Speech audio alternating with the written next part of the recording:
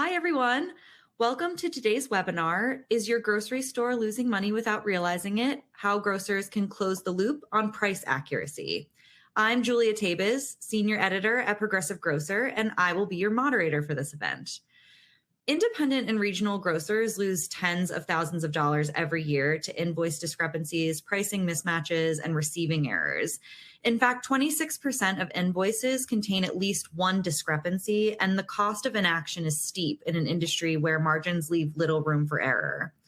Today, we'll talk about how grocers can close the loop on price accuracy without adding manual work, how automation catches discrepancies before they hit the P&L, what item level validation looks like in practice, and how leading grocers are protecting margins while strengthening vendor relationships. Before we get started, I have a few housekeeping items to share. First, the views of the speakers and their organizations are their own and do not necessarily reflect those of Progressive Grocer or its parent company, Ensemble IQ. Next, the audio for this event is streamed through your computer or mobile device, so make sure to unmute your speakers and turn the volume up.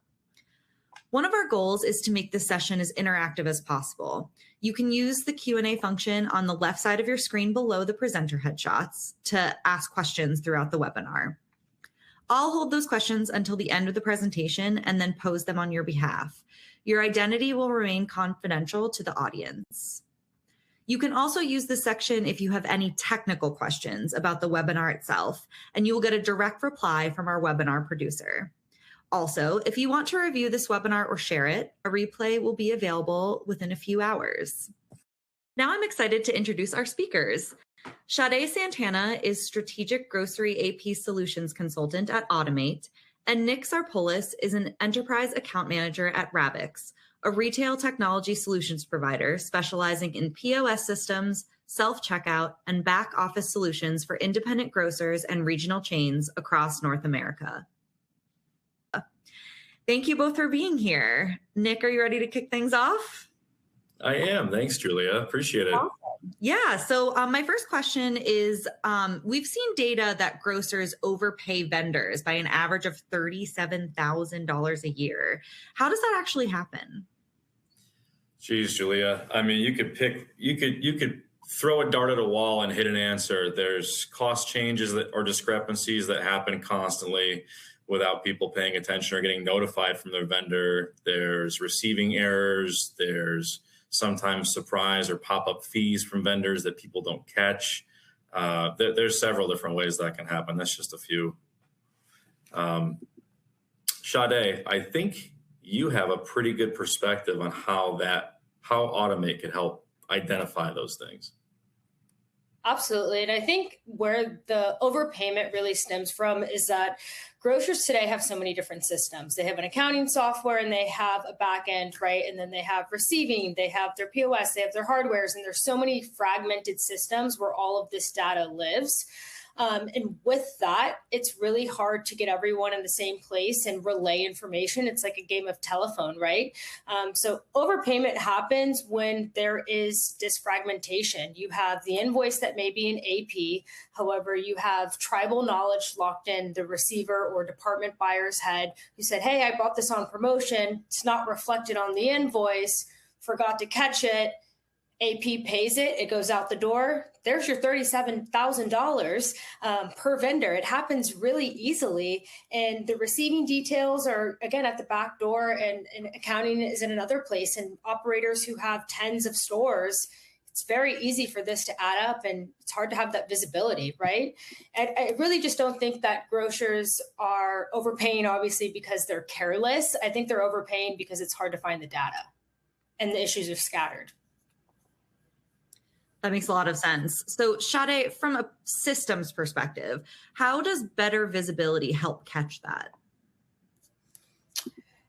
Better visibility solves a lot of things, right? If everyone can agree on what the price point is supposed to be, or cost, I should say, that's in the back end, and that's reflective on the invoice, the receiver or department buyer or scan coordinator, pricing coordinator, whatever hat wears that, is also, that same information is also visible to the accounting team member, I think it's very easy to mitigate overpayment, as well as everyone agree, hey, this is the agreed upon price, and Ottimate will flag it for you if you're having an overpayment or an underpayment. So having systems that have intuitive behavior built into them, so that way information isn't locked into a tribal knowledge for a team member, I think is so valuable and really helps make it more efficient. Great. So, Nick, what is happening at the store's back door today that creates so many downstream issues for grocers? So this is an interesting topic. For a little bit of history, for about 10 years, I worked for a beverage distributor, and I was one of those DSD vendors. So what's happening today? The back door to grocery store is really sort of an unregulated channel to a grocer's bank account, if you think about it. DSD vendors have a lot of autonomy, and many times they can send orders without even checking in, especially if they're we'll say a trusted rep. So they, in essence, can decide how much you spend with their company to an extent. Large chains have teams and sort of chains of command that help keep things controlled and flowing smoothly, but at most independent grocers, you don't have those layers of management, those chains of command. And generally speaking, it's an owner operator or a store manager that's covering all of these tasks. So things like excess inventory and therefore shrink can happen. Ordering products that might not be a good fit for that store, excess inventory or over ordering on seasonal items happens a lot. And then you get, like we talked about before, surprise cost changes. All these things plague the independent grocer today. Those are some of the things that are happening at the back door that this platform, I think, can help take care of. And Nick, why is the backdoor receiver such an important part of the process, even if they're not responsible for auditing prices? The backdoor receiver is the first line of defense for the store. They audit what's coming in, piece count, cost, whether your order is accurate, et cetera. But to Sade's point earlier, the backdoor receiver doesn't know about a pre-negotiated deal that a store manager or a department manager put together. So they can only see what's presented to them. They see the invoice from the vendor. They see what product comes in. That's basically where it stops for most independent grocers. And where do communication breakdowns most often occur between the store and the corporate team? So if there's a corporate team, like in a large chain, 9 times out of 10, a receiver would see the expected cost on their handheld gun, and they would refuse the product if there was a price discrepancy or an unauthorized item came in. They would send it back. Most independent retailers generally can't afford to go without that product. Maybe they don't have enough space out back to keep sufficient back stock to carry them to the next delivery day. Maybe the cooler's too small. Maybe they just don't want to warehouse that much product on a day-to-day basis. So unfortunately, a lot of times they'll say, well, we have to take it in. That's if they catch the price discrepancy. Normally, the receiver would notify the salesperson from the vendor or the delivery driver, and that person would reach out to the brand manager at that vendor, that company, and they would call the corporate buyer and they would sort it out and they get it corrected for the next delivery or they issue a credit. But at most independents, these structures aren't in place. And Sade, how does data flow address that? Absolutely. So the data flow really is made to be a lot easier when there's a shared source of truth between these store level operators and then as well as corporate. And I think, Nick, you touched on a really good point in the sense that a lot of owner operators don't have the time to go without either product, or they have a really hard time keeping staff, right? I think that's one really big trend we're seeing within the grocery space is that, it's really hard to retain good staff that want to stay there for a long period of time. And why is that? Because the work is hard. It's hard and it's very important. So I think in today's day and age where technology is around us, it's so important to be able to give your team members the tools that don't the tools that enable them to move faster and more eloquently and not bog them down with simple communication that they feel maybe another team member should be able to access on their own. So with Ottimate, being able to tie that back-end receiver that's happening at a store level, whose only job is really to do count verification and make sure that the product is there. Once they pass it off, they know that the next stop that's happening, pricing coordinator and accounting, right? Those are the team members that really have the hard parts. And that way they don't need to go back to the receiver and say, hey, did they get this price? Did they get that? It's not their job at the back door anymore, right? It's within our system. So if we can connect that together and expose that, it takes a lot of the burden off our receivers and allows them to be true receivers at the back door, because it's one of the most hectic places, I think, inside a grocery store. And Nick, why are these challenges especially difficult for independent grocers versus larger enterprise chains? I want to go back to what Sade just said. The back room is probably the craziest place in a grocery store. You hit the nail on the head with that. And I think these challenges are especially difficult. To Sade's point, it's hard to find people, it's hard to staff. Many independents don't have, or smaller chains don't have, a team of internal buyers. Like we've said, sometimes it's the store owner themselves that are making these decisions, or a department manager, or the store manager. So, and they might not even have a dedicated receiver. I know a lot of customers, I have a lot of customers, a lot of store owners that whatever manager on duty is the one who's doing the receiving that day. So there's obviously a large gap in the process where the information is supposed to flow, and really a gap in knowledge. Again, back to the, we'll say, promotional execution. A deal may have been brokered, but does everybody that touches the receiving process know about it? That's really the challenge these guys have. That makes a lot of sense. And Nick, what does this look like in an environment where the owner is also acting as the buyer? It looks, we'll say this. Let's do a scenario.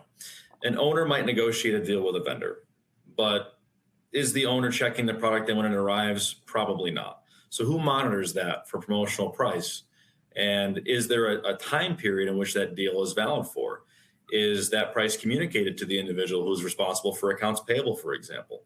In many cases, no one continues to monitor it. And if the deal isn't communicated, no one can check on it. At some point, the margin's going to dwindle. If that deal has an expiration date and all of a sudden you're kicked back to the regular price, you're going to have some serious margin erosion across several items in your store. And Nick, how do missed price changes, promotions, or credits affect margins over time?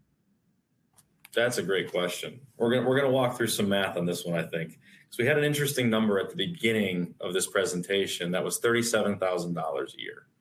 So we're just gonna break down for a quick. We're gonna break down a quick little example here.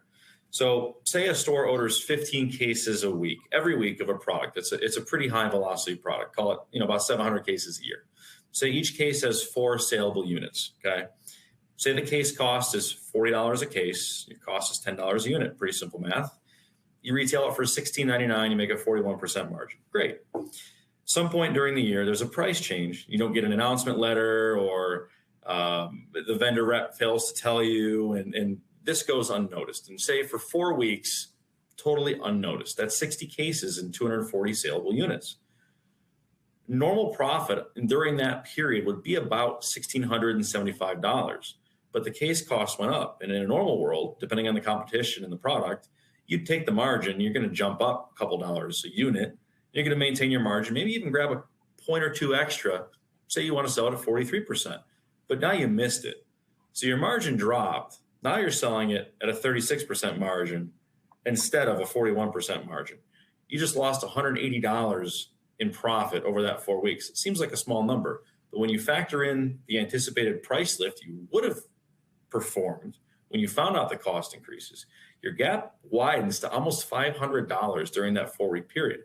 That's one item for one vendor for 4 weeks. Back to that $37,000 number, 77 items a year is all it takes to play out this scenario and add up to that dollar amount. I love the math. I mean, that nothing really like illustrates that point more than breaking it down in terms of numbers like that. So Nick, what are the biggest risks when grocers are still relying on paper-based receiving or disconnected systems? The biggest risk is profit, money. I mean, at the end of the day, we all love what we do, but we're here to make money while we do it. That is the biggest risk. Makes a lot of sense. And Sade, how can better visibility into invoice and receiving data help teams make faster decisions? Yes, better visibility is one of the things that takes the investigative work out of receiving and paying your vendors, right? Everyone can see it right then and there. We can agree on what's discrepant. We can create workflows around it and escalate it to the right people. So that way team members where maybe the escalation is not involved, but since you have no ability to kind of do some pre-sorting based on any rule or approval-based settings, essentially you're taking up all of your team members' time to find this one discrepancy versus having it directly routed to the right person, right? That gives the person the ability to really mitigate any potential overpayments, underpayments, and really just have the correct amount of data, taking it out of the paper system. And Nick, what does that kind of visibility mean at the store level in practice? I'd say at a high level, it means competitive pricing. It means maintaining healthy profits, and it means preventing margin erosion, which is a huge problem that plagues the independent grocer today. And Sade, what role does vendor communication play when there's a pricing dispute or a return issue? There's a lot of communication that goes into that, right? You have to call your vendors, you need to email them, you need to get them a copy, right? And vendor communication sometimes are very difficult. I think I've spent plenty of in-store operations where I've even seen vendors kind of sitting around, waiting around, trying to get the owner operator or the accounting team member, and then they have somewhere else to go, and then they left, and then you no longer can track them, right? And or you have these verbal promises from the vendor reps. I think, Nick, as you were speaking about this, that never gets documented and it never gets, makes it all the way to accounting. So by having vendor communication on a regular cadence and also having it tracked, especially within Ottimate, where you can directly send, right, that formatted email with the invoice directly attached with the issue highlighted, it makes for a routine communication that the vendor can expect. And I think we're all creatures of habit where we all like to see routine. We know exactly what we're looking at, so that way we can get to the answer faster. So I think by priming the vendor on what they would expect for a communication, it really helps them remember, okay, hey, they're going to send me an email with the invoice, with the credit request, and I can take care of that. And that's going to go directly to our receivables department to connect with the payables department. So it protects margin as well, right? And the vendor relationships, and kind of keeps, any friction that may be between the two, right? The vendor and the independent at a low, hopefully. And Sade, why does integration with POS and back office systems matter so much in this process? I love this question. When I first started in the grocery world, I'll never forget my first call where I had an independent sitting in front of me and they said, "What about my DSD invoices?" And I said, "Oh my gosh, what does that mean?" And this was quite a few years ago.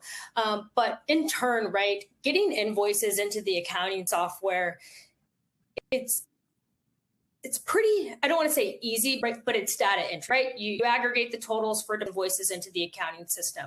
The complexity around this is when you actually have to get the cost information out of the back office system. That's where the time is. That's where the margin slip is.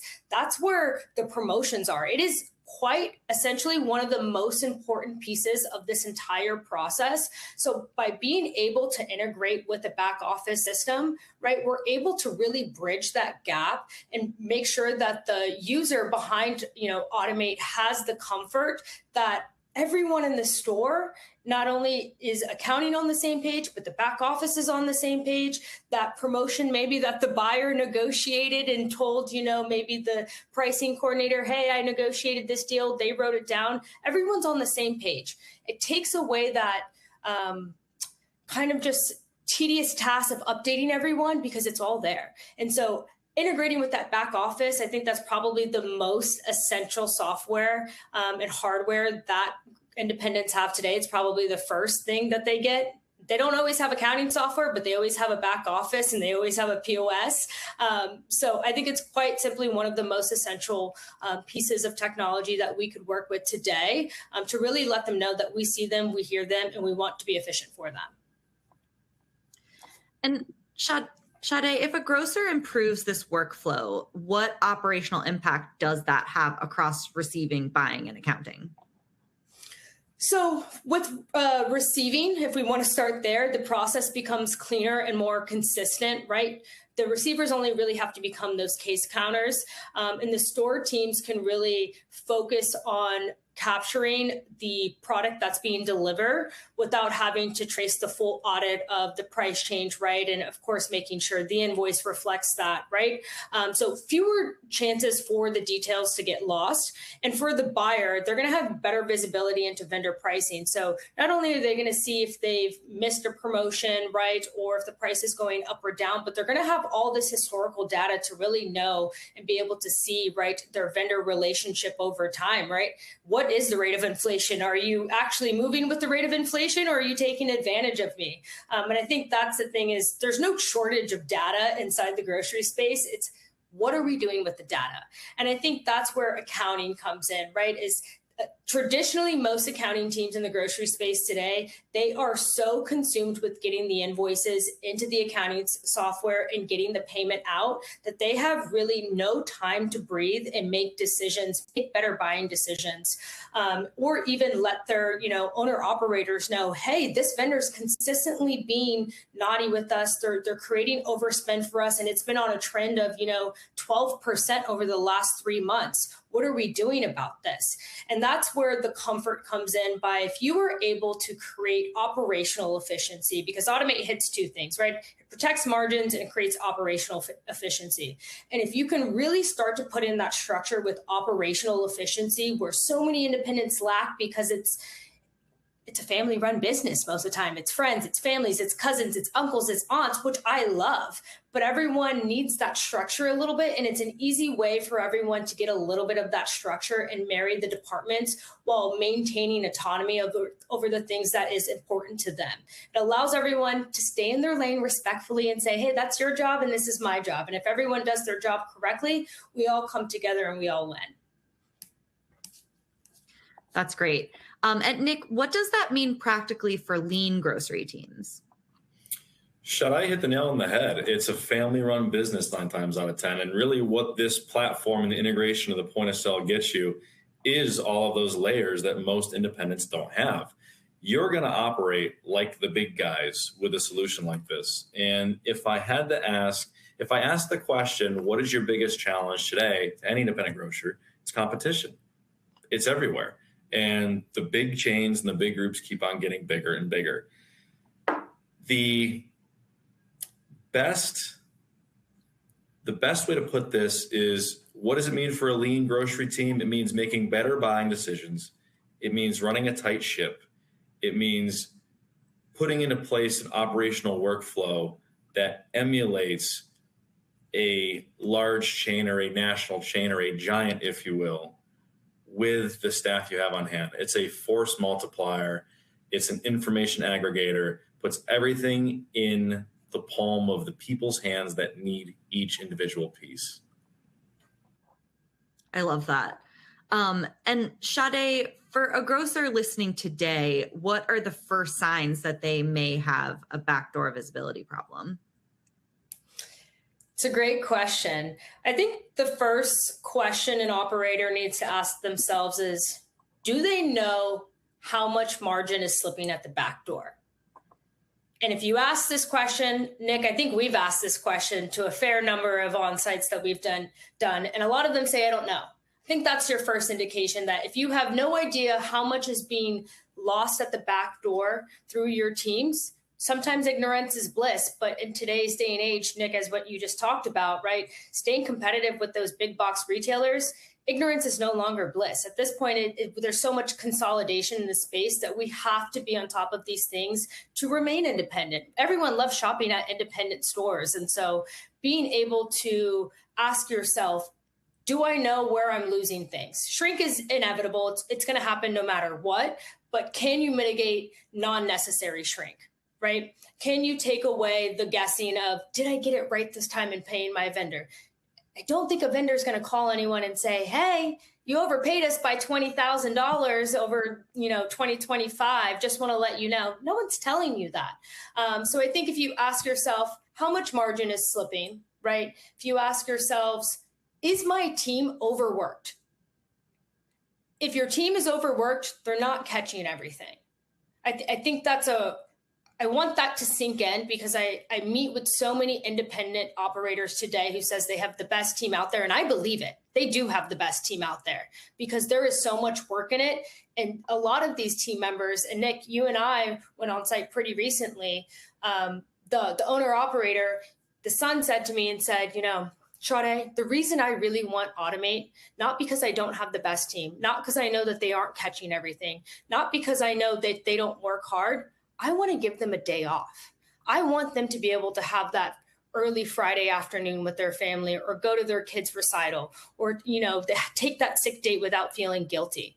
And the thing is it's not that we can't do it with just humans, but sometimes it's, work-life balance. And that's a trivial thing inside the grocery space, because everyone does work every day. But all of our team members do deserve a break sometimes, and do deserve the ability to just breathe for a quick second.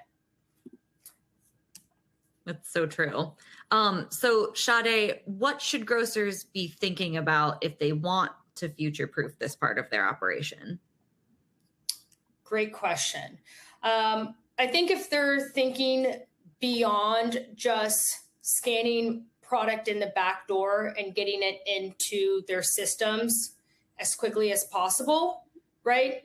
That is something that is not going to help future-proof this process. If you think about yourself and you're thinking, how can I grow? How can I be a standout brand inside my neighborhood? You want to start thinking about what you're adopting at the back end, right? I think we see so much today in the space that there's so much AI in the center front store operations, which is great. I think we should always be marketing to the consumer, right? But back end operations are just as important.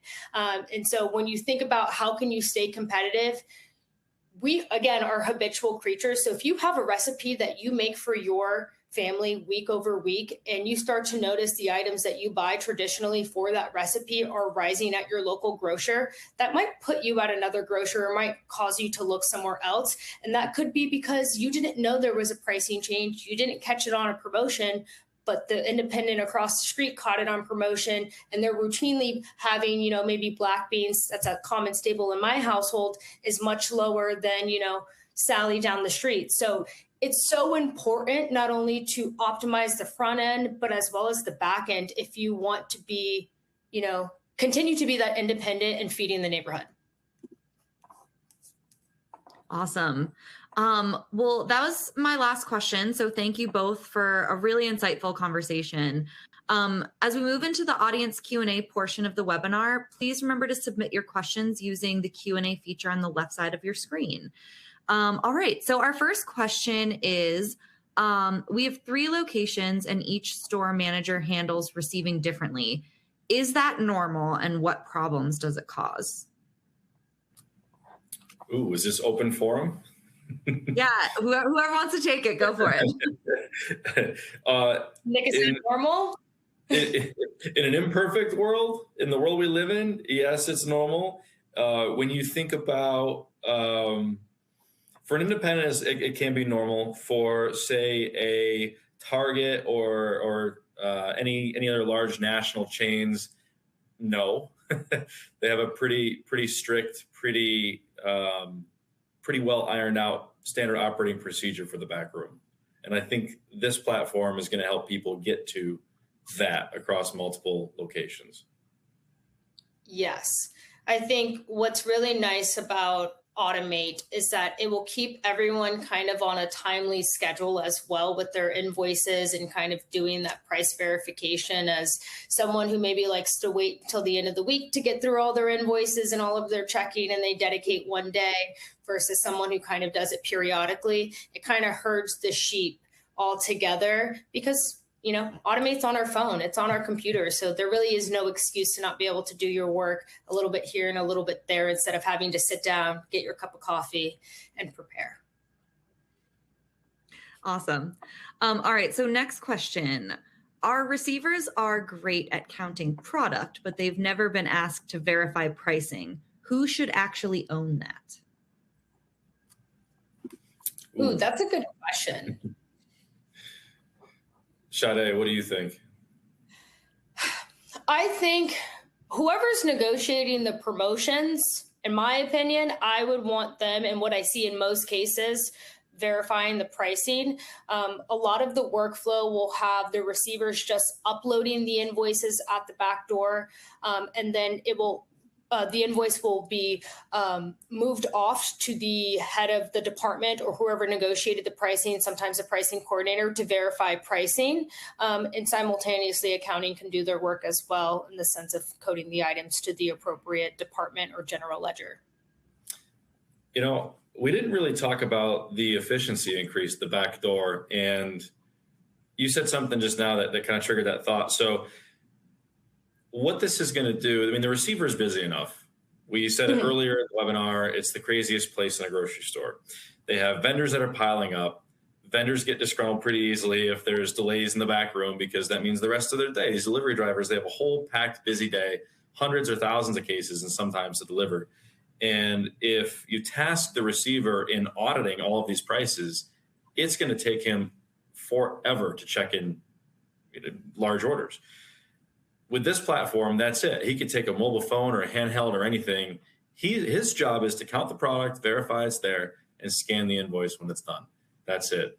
With this, it lands any of these price discrepancies or any information that needs to flow up, it lands in the appropriate person's hands automatically. And that efficiency at the back room, I think, is something that should be stressed more. And Nick, one thing I don't think that we called out in the beginning was that our independents today, although there is the gold standard to be using a handheld at the back door to check in your product, so many independents today sacrifice that particular part of their process due to it's not worth the money or time that they pay in labor to do that. And so they just have their team members and receivers checking in invoices via manual paper, right? Which is so fine. That's Ottimate's bread and butter. You're not required to use a handheld and create that receiving document as maybe your bigger chains are, because it is technically best practice. But even the small independents, they can still continue with their process while capturing the advantage as if they were using a handheld at the back door because we integrate with the back end, right? And so they get that same advantage. And even still today, handhelds, a lot of them don't get down to the line item granularity. I have a grocer who's, a pretty big, national brand, and they used us to get from, a $50 discrepancy window down to $5. Mm-hmm. And, that $45 delta that you were leaving on the table, that's a pretty big delta. That's a lot, millions and millions of dollars for a multi-store operator. So the impact not only is visibility, and the theme is visibility, but visibility at a line item level and exposing that rapidly for the team to act, I think is so important. And you brought up something interesting too that we didn't cover on is I can't tell you how many times I've had the conversation with many of my clients. They don't even do the basic DSD receiving. They do what you just described. It gets done on a piece of paper. It gets scanned up to the head office, and that's it. They're not even doing line-by-line validation. This is going, and they ask me all the time, well, how do I do this? How do I get better visibility? And I tell them the old school way to do it. And the first response always is, I don't have anybody to do that. I don't have the time. I don't have the bodies. I don't have a full-time receiver. And if you don't have a full-time receiver, then you can't do it the old-fashioned way. So this is another way where, the platform and the integration sort of it's a force multiplier. You can take your existing staff, your existing workforce, and just make them more efficient and more capable at their jobs. Just a quick story. I have a customer of ours. It's about 20 stores. They're a regional independent chain. These are supermarkets. These are, 40, 50, 60,000 square foot stores or high volume. And these guys incorporated just old school, we'll say, or traditional DSD receiving a handful of years back. They saved $1 million a year. $1 million a year. Nick, I can one-up you. We have a multi-store national brand, though, who does the DSD receiving at the back door, right? And we did a case study on them. They have about 125 stores over on the West Coast. Of their DSD invoices, 8% of their invoices had a variance greater than $15. That's their threshold. It equated to $5 million. $5 million for them is what Ottimate found. That's a nice raise. Pretty dang good if you ask me. Yeah. Wow. And so when you talk about like the impact, and you got to, of course, invest a little bit, but why back-end operational efficiency, and I'm so passionate about it, is money is being lost from the bottom without operators realizing it because they can't see it. They just can't see it. And it is so hard for them sometimes to conceptualize, but it doesn't have to be some big investigation. It can really be brought to light really easily, and everything can allow the operator to make those decisions and say, who's a good vendor, who's on my team. You retain team members because they feel like they're capturing value within their process instead of just doing mundane work. It's, in my eyes, a win-win everywhere. That's awesome. Thank you both so much. Again, the math, like when you can bring the math into it, it really just illustrates the importance of it all, right? I mean, okay. So next question. So we switched POS systems last year and our back office data still doesn't talk to our invoicing. How common is that? And what does it actually cost us? It's a great question. It's more common than you'd think. Mm-hmm. And I'm assuming when you say, I guess I'm going to ask a clarifying question. When you say our back office system's not communicating with our invoicing, are you meaning maybe they use a platform like QuickBooks to do their accounts payable? You mean the back office is not communicating with that? So there's no way to tie back an invoice in the POS to an invoice in the accounting software, or what do you mean by that? I mean, this is an audience question, so I think it's open to your interpretation. Like if that's the way you want to approach the answer, I say go for it. Sade, what do you think? Yeah, I would say most independents that I speak to today don't have a connection between their back office and their accounting software. That's why I say Ottimate is the middleware that kind of sits in between those two and marries. I always say we create a happy marriage between the backdoor and the accounting team, right? Everyone's happy there. So it's very common in today's practice. And, with as many POSs and back offices as there are today, it's really hard for all of them to integrate with the accounting softwares. So, if you have questions on pricing, just email me and I can help you out. All right. So our next question is from a 2-location independent, and they want to know, what's a realistic timeline to go from paper-based receiving to something more automated? I can take that question. For one, I'll say I don't think you're ever going to get out of paper at the back door. I think that's always going to remain. But how quickly can you get away from paper being your lifeline and having to shuffle it between, the store to the corporate office?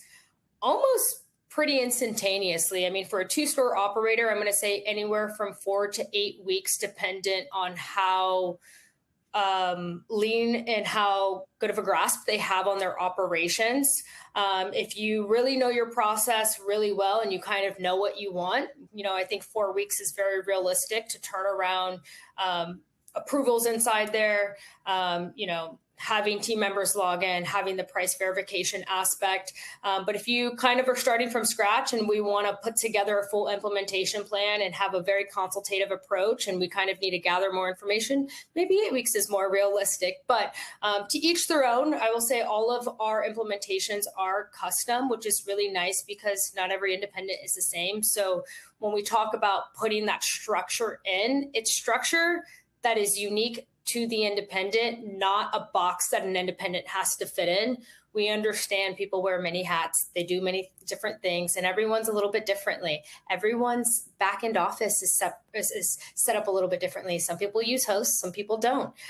So all of that is going to be encompassing into an implementation, but 4 to 8 weeks is a great starting point. All right. And then we've got one more audience question.